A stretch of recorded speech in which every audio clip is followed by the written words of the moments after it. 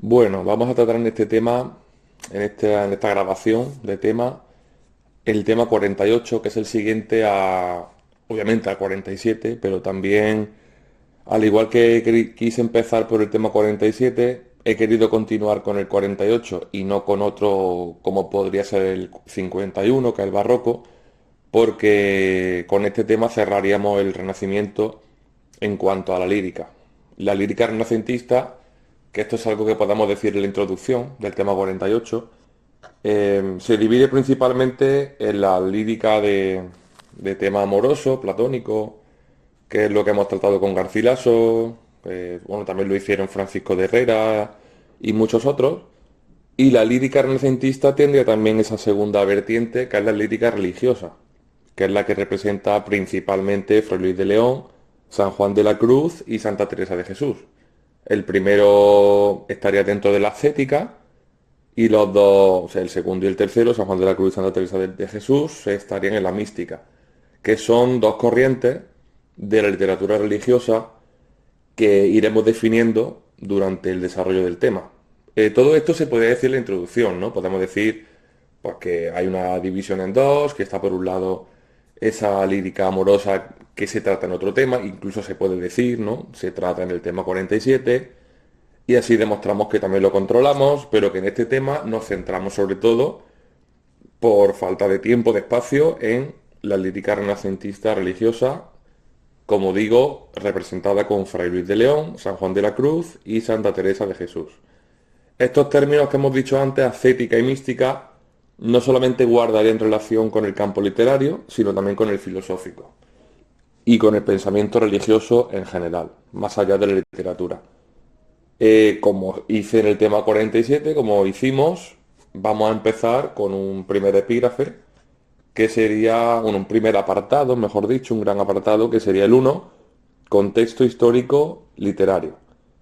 Estamos de nuevo en el siglo XVI, aunque aquí, más que hablar de humanismo, como hicimos en el tema 47, hablaremos de que España, bueno, esto se podría decir en el 47 también, ¿no? Que España impone su hegemonía militar y política a Europa, pero aquí ya me centraría yo en el aspecto espiritual, que se deja notar la influencia española a través de su papel decisivo en el Concilio de Trento, ¿no? Los teólogos españoles tienen un papel clave, crucial, en el Concilio de Trento, que tiene lugar a mediados del siglo XVI. Este hecho que fue tan decisivo y que es posterior a esa lírica, por ejemplo, de Garcilaso, ¿no? Que ya cuando encontramos el Concilio de Trento ya habría muerto, aunque sí que se nota su influencia, pues lo que estaba diciendo, este hecho posterior a toda esa lírica que tratamos en el tema anterior, marca el cambio que se produce entre las dos mitades del siglo. Hay un cambio que hace que la literatura pues también cambie, o más que cambiar, porque se continúa, más que cambiar, se abre otro camino. Aquí podríamos citar a de Germont con su Historia de la Literatura Española, volumen 2 de la editorial Ariel, y también se podría incluir en la introducción. A quien le guste incluir bibliografía, lo puede poner aquí, lo puede poner antes o simplemente dejarlo para el final. Eh, con este concilio de Trento mencionado, ¿no? Encontramos la Contrarreforma, que es un intento de reedificar la cultura tradicional de la cristiandad, sobre todo a través de la enseñanza dirigida y coordinada por las órdenes religiosas. Por ejemplo, en este campo, en este sentido, tenemos que mencionar a los jesuitas, que se mostraron bastante tenaces, ¿no? En esa expansión de los criterios, de sus criterios educativos, basados casi por completo en la enseñanza de los clásicos. Y además, aparte de todo esto, está la consecuencia del Concilio de Trento, que hemos mencionado antes, mm, digamos que fueron por decir un adjetivo, incalculable, ¿no? No se puede calcular para la cultura española. ¿En qué sentido? A ver, aparte de que se decidió prácticamente todo el porvenir cultural que vendría en los siguientes años, incluso siglos, encontramos ya la aparición de la Inquisición, ¿no? Que impedía ciertas publicaciones, cierta propagación de ideas que fueran contrarias al Concilio de Trento. Es decir, que en la cultura, en la producción cultural literaria en general se va a notar muchísimo todo este contexto histórico literario. En cuanto a la influencia, podemos hablar de influencia europea, bueno, influencia europea más que europea, sobre todo italiana, si acaso francesa, durante la primera mitad del siglo. Aquí sí que podemos mencionar un poco el humanismo, el renacimiento italiano, el erasmismo, pero aquí la diferencia con el tema 47 es que aquí lo podemos mencionar, ¿no? Para que se sepa, pero deberemos centrarnos en el otro contexto que acabamos de explicar. Pues lo dicho, podemos concluir este contexto hablando de que después del Concilio de Trento pues, hubo un resurgir de la literatura religiosa, se favorece, ¿no? Las producciones didácticas religiosas, un nuevo realismo, ¿no? Que es donde aparece de nuevo, digamos, o empieza a florecer cierta verisimilitud en los relatos. Pero bueno, son ya aspectos simplemente que se pueden poner para concluir este contexto. Pero repito que lo más importante es todo lo que ha sido explicado anteriormente. Eh, Antes de seguir con el apartado 2 de la ascética y Fray Luis de León, pues otra cosa que podemos mencionar en el contexto, ¿no?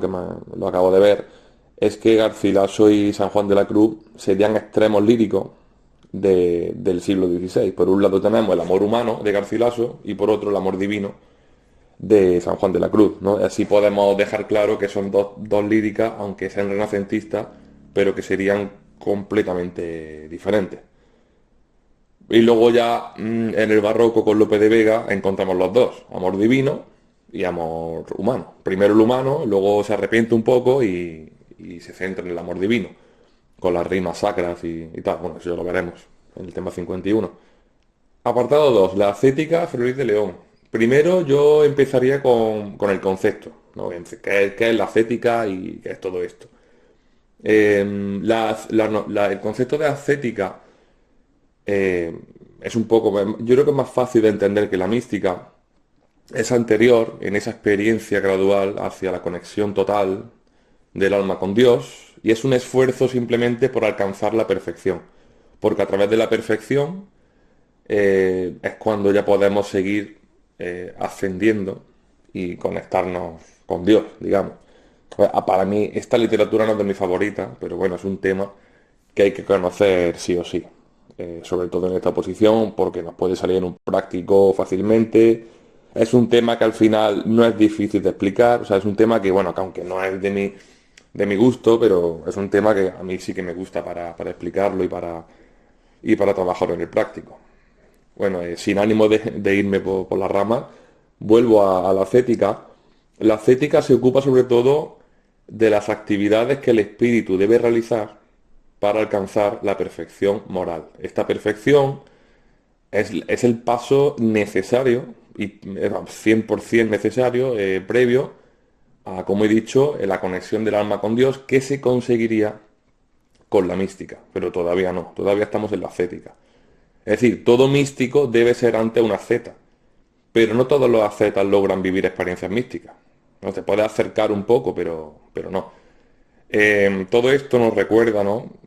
A algo tan mítico, tan clásico como las tres vías, ¿no? La vía purgativa, la vía iluminativa, la vía unitiva, que eso lo trataré más adelante en la mística, pero son tres vías, ¿no? En primer lugar la purgativa, que es lo que tenemos ahora, ¿no? Purgarnos de todo, apartarnos del pecado, para conseguir la ascética y que eso nos lleve luego a la iluminación y a la unión. Ya una vez definido el concepto de ascética, pues nos centramos en el segundo subapartado, que sería el 2.2, Fray Luis de León, nacido en 1527, muerto en 1591. Aquí podemos citar a Rozas, ¿no? Y su historia de la literatura española, volumen 2, que también se centra bastante, trabaja bastante la ascética de Fray Luis de León. Como un pequeño esbozo biográfico de Fray Luis de León, bueno, podemos hablar de su amplísima cultura, que gozó de gran renombre en la época, muchos hombres de la época cultivaron su amistad, fue muy querido por sus alumnos, Sobre su personalidad, algunos dicen, algunos críticos nos lo muestran como una persona áspera, triste, pero luego también tenemos otros estudios, otras investigaciones que nos hablan de un hombre con un gran sentimiento, incluso algo ingenuo, inocente, pero al final la personalidad, en definitiva, se resume en una persona con un gran anhelo de superación y de armonía con la naturaleza, que esa armonía con la naturaleza nos recuerda necesariamente al tema 47, ¿no? A ese Beatus Ile, a ese reposo, porque claro, en ese reposo es donde una persona consigue la paz, consigue la purgación de sus pecados y consigue esa ascética, ¿no? Que esa ascética pueda estar presente de una mejor manera. En cuanto al pensamiento, una vez dicho un poquito, ¿no? Un poquito sobre su personalidad, vamos a centrarnos en su estilo y en su pensamiento. En primer lugar, podríamos hablar de su visión del mundo. Eh, Su visión del mundo, como he dicho antes, se podría resumir en armonía con la naturaleza, una conjunción perfecta entre platonismo y cristianismo. Defiende que los seres deben asemejarse a Dios porque obviamente existe una correspondencia entre Dios y todos los seres del mundo, incluido el ser humano. El hombre debe aspirar a lo más alto, a lo inefable, a Dios, y en tanto en cuanto lo haga, habrá cumplido su misión en la tierra. También se manifiesta el neoplatonismo, ya que el amor en Fray Luis es el principal impulsor que lleva al hombre al mundo celeste, al cielo, y a desear la unión posterior con Dios. Por eso, igual que los otros renacentistas, sienten una total aversión al caos. O sea, ellos quieren sobre todo la armonía. Todo lo que sea caos, desamor, caos, eso arruina todos los planes de Dios y del hombre. Así que sus conceptos principales van a ser armonía, concierto, concordia, ¿no? Todo eso va a aparecer en su poesía. En definitiva, la paz interior del hombre consigo mismo permite, merced al dominio de las pasiones, la paz con los demás, que es un paso necesario para esa unión posterior que se daría en la mística. Pero como digo, no todos lo aceptan. Por ejemplo, Fray Luis de León no consiguió, se acercó en la Oda Salinas un poquito a la unión con Dios, pero no lo consigue en su poesía, no lo trabaja. En cuanto al estilo, ¿no? Ese es el pensamiento en cuanto al estilo. Sobre todo, lo que se destaca en Fray Luis es su capacidad expresiva, esa correspondencia entre sonido y significado, armonía sonora, orden, claridad, belleza fónica y rítmica. También podemos mencionar aquí un poquito su defensa del castellano como idioma adecuado para todo, incluso para hablar con Dios. Por eso se dice que, yo eso lo escuché hace tiempo, ¿no? Que el mejor idioma para hablar con Dios es el castellano. Pero eso fue algo que dijo Fray Luis de León. También dijo Fray Luis que de los nombres de Cristo, que hay una correspondencia perfecta entre los nombres y las realidades, ¿no? Porque eso ya lo hablaremos en el tema este del lenguaje y pensamiento. Eh, Hay una correspondencia total entre el sustantivo y aquello que significa, ¿no? ¿Eso por qué? Porque todos los nombres, ¿no? Están en conexión con Dios, ¿no? Los nombres son totalmente naturales, ¿no? No es artificial, como dicen los lingüistas, otros lingüistas, la mayoría, de hecho, pero bueno, este es el pensamiento de Fray Luis, simplemente. Pues como influencia, para ir cerrando un poquito, bueno, ir cerrando no, porque ahora luego nos tocará la obra, pero para ir ya acercándonos a este cierre de Fray Luis, obviamente, como se dijo en el tema 47, ¿qué influencia va a tener? Esto ya deberíamos saberlo. Pues obviamente influencia italiana, ¿no? Influencia clásica, con Virgilio, Horacio, sí, muy parecido a Garcilaso. También destacaba el cristianismo, obviamente, por supuesto. Y poco más, o sea, cierto hebraísmo, la lectura de la Biblia, castellanismo, pero principalmente italianismo y clasicismo. Como he dicho, no hay mística en Fray Luis de León, solamente se acerca un poquito, creo que era la estrofa, no, la estrofa 7 de la Oda Salina, que tras contemplar y oír la música divina se mezcla con ella, pero ya está, no. Luego vuelve a esa posición bueno, esta posición que es la gran definición de Fray Luis, que es la de desterrado en la tierra. También tiene, no solo tiene lírica, tiene también, ya en cuanto a su obra, tiene prosa, aunque realmente destaca su poesía. Tiene, por ejemplo, De los nombres de Cristo, que ha sido mencionado anteriormente, La perfecta casada. También tiene traducciones, como el del Cantar de los Cantares, pero ante todo es un gran poeta y la poesía es la que vamos a tratar. Con respecto a su poesía, a ver, creo recordar que nunca fue, aunque fue una persona de renombre y querido en la época, pero era reconocido, pero su obra creo que no vio la luz con Fray Luis vivo, o sea, fue ya después de muerto cuando ya se dio a conocer su poesía. Pero igualmente, fijaos cómo era Fray Luis, que ya era una figura reconocida, aunque su obra no estaba publicada. En lo que decía ¿no? de la poesía, con respecto a su poesía, eh, tenemos principalmente poesía de influjo clásico, poesía divina. A ver, hay muchas divisiones de la obra de Fray Luis, pero una de mis favoritas, porque como digo, hay muchas, ¿no? Muchos autores han dicho que hay tres, cuatro. Yo prefiero hablar principalmente de tres etapas cronológicas. La que tenemos antes de la cárcel, que es antes de 1572, durante la cárcel, 5 años hasta el 77, y después de la cárcel, después del 77. Pero como digo, tampoco convence a todos los teóricos esta división. A mí me convence por el estilo, porque yo distingo cierto cambio de estilo, aunque también lo podemos dividir en temas, subtemas, en composiciones, los sonetos por un lado, la lira. Pero bueno, voy a seguir centrándome en lo que yo considero de acuerdo con mi tema. Eh, una vez dichas mencionadas las tres etapas cronológicas, podemos hablar de las composiciones que trabaja, principalmente. Por un lado, podemos destacar los sonetos, ¿no? Que es lo que más, uno de los aspectos que destacan en Fray Luis. eh, Son solamente petrarquistas en su forma y en sus metáforas, pero obviamente no trata el amor petrarquista, sino que esta forma, el estilo petrarquista le ofrece el modelo perfecto para presentar ese ansia que tiene de armonía cósmica. Tampoco se le conoce una mujer en su vida, o sea, no tiene ninguna motivación biográfica, son solamente metáforas, ¿no? Alegorías.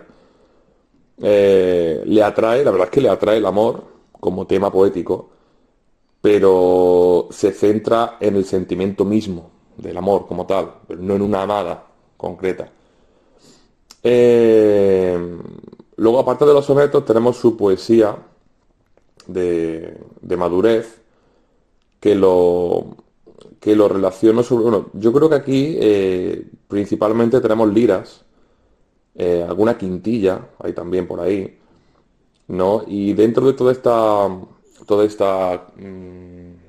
que no me salía la palabra, todas estas composiciones poéticas, que aquí podemos mencionar, igual que en el tema 47, a Damaso Alonso, con esa, pero ya no es de Garcilaso, sino que hablaríamos de un trabajo llamado Forma exterior y forma interior en Fray Luis, que también está en esa obra Poesía Española de Gredos. Aquí, según Damaso Alonso, se distinguen tres momentos en este tipo de poesía, denominados subsuelo, suelo y cielo. Subsuelo, hablaríamos de la que está más arraigada en la tierra, la que presenta problemas de la vida cotidiana, ¿no? Por eso es subsuelo, porque es lo que hay aquí. Esto es el subsuelo, no es el cielo. Nosotros estamos en la tierra como nostálgicos del cielo y es un total subsuelo. El denominador común, por ejemplo, sería un arraigo a la vida de Fray Luis. Hay cierto rencor, dolor. Luego tenemos la del suelo, que aunque también están ligados a la vida terrena y cotidiana, no habla tanto de su íntimo dolor, ni de sus problemas. ¿no? Sino que ya habla de problemas más comunes y generales de la humanidad. Luego tenemos la del cielo. La del cielo, según muchos críticos como Damaso Alonso, es la de mayor calidad. Hay un anhelo de infinitud, de armonía. Aquí es donde Fray Luis es más conocido, en esta poesía del cielo. Como tema y subtema, obviamente el tema principal es la del desterrado en la tierra, ansia de, ¿no? Ansia de Dios, ansia de infinitud, que nunca consigue en su poesía, una ansia de mundo celeste. Toda esta temática y la subtemática está vinculada directamente con su vida, ¿no? Su poesía es triste, apasionada o dolorosa como su propia vida. Por eso yo destacaba lo de antes de la cárcel, durante la cárcel y después de la cárcel, ¿no? Porque hay como una evolución en esa poesía también. Aunque como digo, muchos críticos no la prefieren, no la quieren así, ¿no? Sino que hablan de otro tipo de divisiones. Eh, Como decía, su poesía está directamente vinculada con su vida, ¿no? Por eso la importancia de ese paso por la cárcel, por ese destierro. Como tópicos podemos ya destacar el desprecio de lo mundano, ¿no? Vanitas vanitatum, el carpe diem, Beatus ille, ubi sum, tepus fugi, la escondida senda, ¿no? Secretum iter o el locus amoenus. Y yo creo que poco más de Fray Luis, o bueno, destacar la lira como estrofa clave. Los sonetos tenían mucho valor, pero los sonetos, no sé si yo he llegado a decir que era su mejor composición, pero para nada, ¿no? Fray Luis, aunque tiene sonetos de calidad, destaca sobre todo por la lira, que es la estrofa clave que trabaja Fray Luis. Como poema destacamos la oda, como rasgos estilísticos, pues palabras esenciales que representan la tierra y el cielo, ¿no? Cielo, suelo, cielo, duelo, subsuelo, el hipérbato, asíndeton, polisíndeton, bueno, pues, realmente casi todas las figuras están representadas en Fray Luis. Y poco más, la verdad que poco más puedo decir. Ya tenemos que ir a la mística, que yo creo que me he extendido ya demasiado, ¿no? Llevo ya 20 minutos hablando de Fray Luis, pero es que Fray Luis, a ver, eh, Fray Luis es Fray Luis, por mucho que hable se queda corto. Pero es que, a ver, el tema se acaba y el tiempo del examen se acabaría, ¿no? Y no nos da tiempo a todo. Vamos con la mística, gran apartado, apartado 3 la mística, San Juan de la Cruz, Santa Teresa de Jesús. Empezamos por el concepto de mística, igual que antes hemos explicado el concepto de ascética. La mística, aunque ya se puede intuir lo que es, por todo lo que se ha hablado, describe los fenómenos difícilmente descriptibles de otro modo, experimentados por algunos elegidos al entrar su alma en contacto directo con Dios. Entre esos elegidos no está Fray Luis. Esto está muy relacionado con el descubrimiento del individuo, ¿no? Ya el hombre como centro, el despertar de una psicología individual. Bueno, el hombre como centro, pero siempre mirando a Dios. Eso que no se nos olvide. Eh, y ahora sí puedo explicar un poco más las tres vías, ¿no? La vía purgativa, en la que el alma mediante la penitencia logra desasirse de las cosas terrenas, perdiendo el interés por ellas y ansía la presencia de Dios, ¿no? Tú puedes irte al campo, ya no quieres pecar más, no quieres nada material, solo quieres esperar a esa vía iluminativa, que es la siguiente, que es la quietud, donde el alma se concentra para meditar en Dios y le somete a toda su voluntad. No, le somete toda su voluntad, no el hombre a Dios, obviamente, sino que Dios somete ya. Es como que le ofrece toda su voluntad a Dios y que Dios decida. Y luego ya la vía unitiva, la que no se alcanza en Fray Luis, pero sí se alcanza en San Juan de la Cruz y Santa Teresa de Jesús, que es la unión, el éxtasis que se produce, en el cual se anulan todos los sentidos y el elegido carece de capacidad. Es como que un no sé qué, ¿no? Que decía, ¿no? Vivo sin vivir en mí, muero porque no muero. Es una experiencia inefable, no se puede explicar con palabras. Y hay dos deseos, permanecer en silencio ante la imposibilidad de explicar lo inefable o la necesidad motivada por ese estado de éxtasis, de gozo, de expresar sus alabanzas a Dios, ¿no? Pero no encuentra la manera. Por eso es un no sé qué, un vivo sin vivir en mí.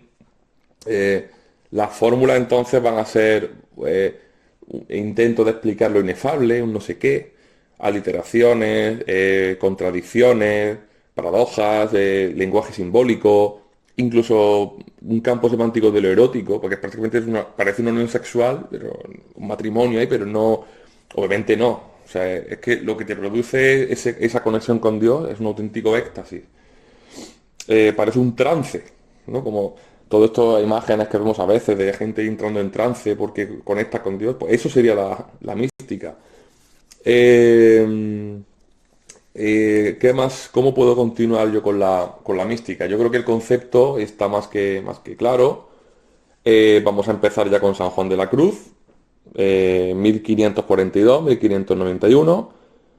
Fue alumno de Fray Luis y a San Juan valoraba mucho a Fray Luis, ¿no? Porque sus alumnos ya he dicho que lo adoraban en la Universidad de Salamanca. Es la cima del misticismo español junto con Santa Teresa, que fundaría las Carmelitas Descalzas, por ejemplo.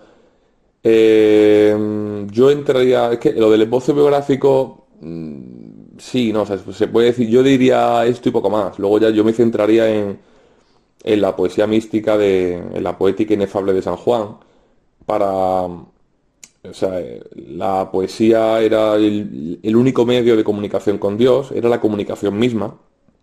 Eh, Su obra principalmente se divide, a ver, él tiene tres grandes composiciones, tres grandes poemas, que destacaríamos sobre todo La Noche Oscura, Cántico Espiritual y La Llama de Amor Viva, que son sus tres grandes poemas místicos. La Noche Oscura del Alma son 8 liras, La Llama de Amor Viva cuatro liras.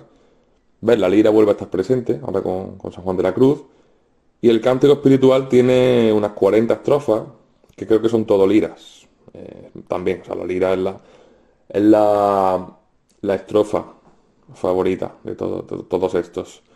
Influencia obviamente italiana, eh, pero también la manera tradicional española, cuando trabajan los octosílabos, le llega sobre todo a través del romancero y de los cancioneros. Y también, por supuesto, tradición bíblica.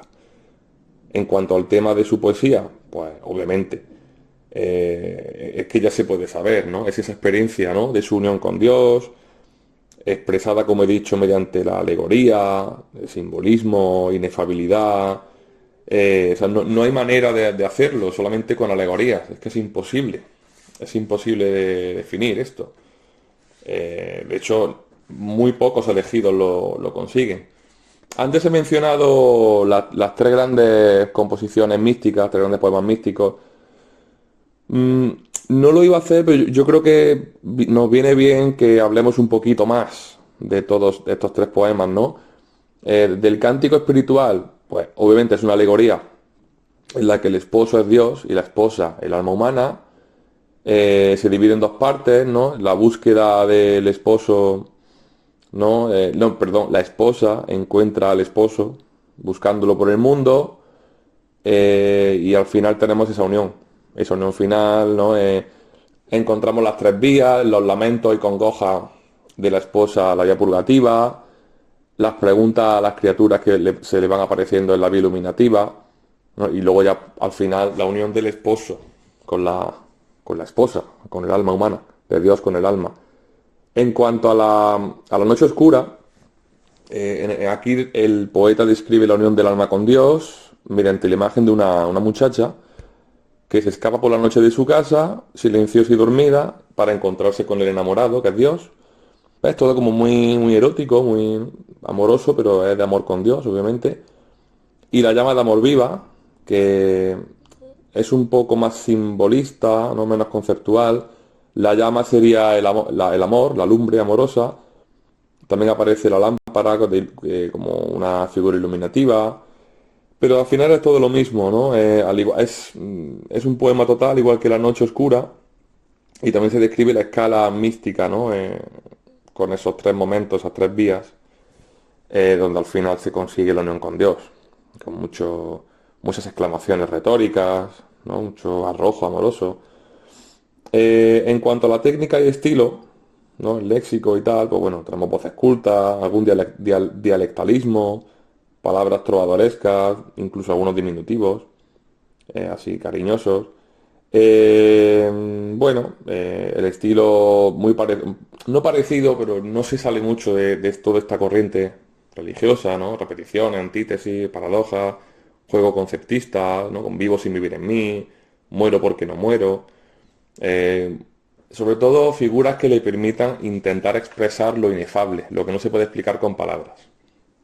Para terminar, ¿con quién terminamos? Ya nos queda Santa Teresa de Jesús, nacida en 1515, muerta en 1582, prototipo de mujer castellana, según algunos estudiosos.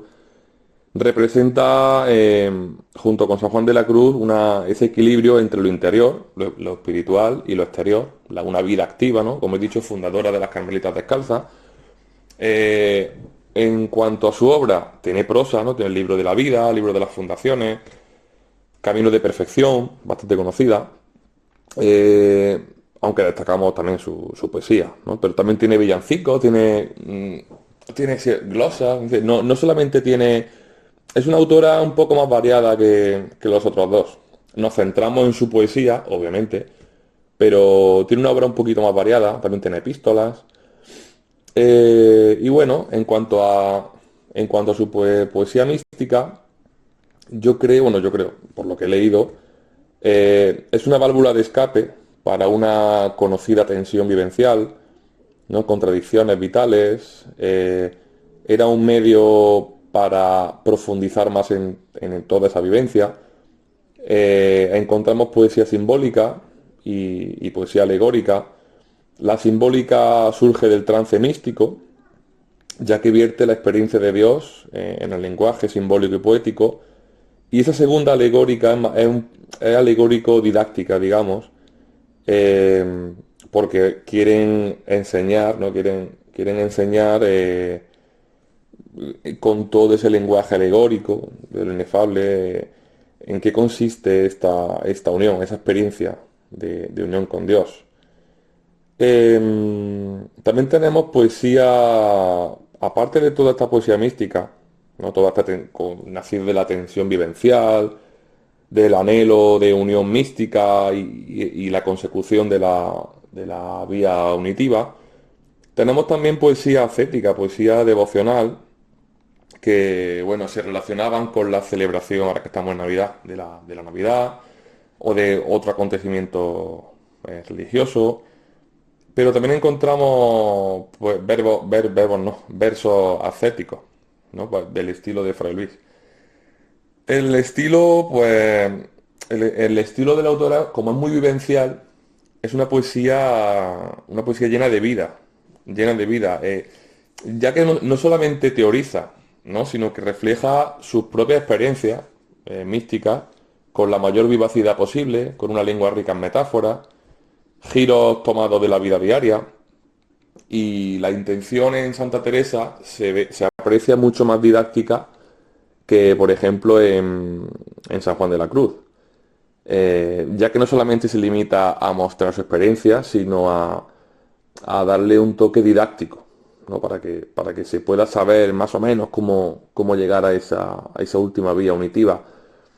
Bueno, en cuanto a su lenguaje, es bastante natural, vital, parece muy intenso, pero a la vez es sencillo, ya que se propone que sean versos didácticos también.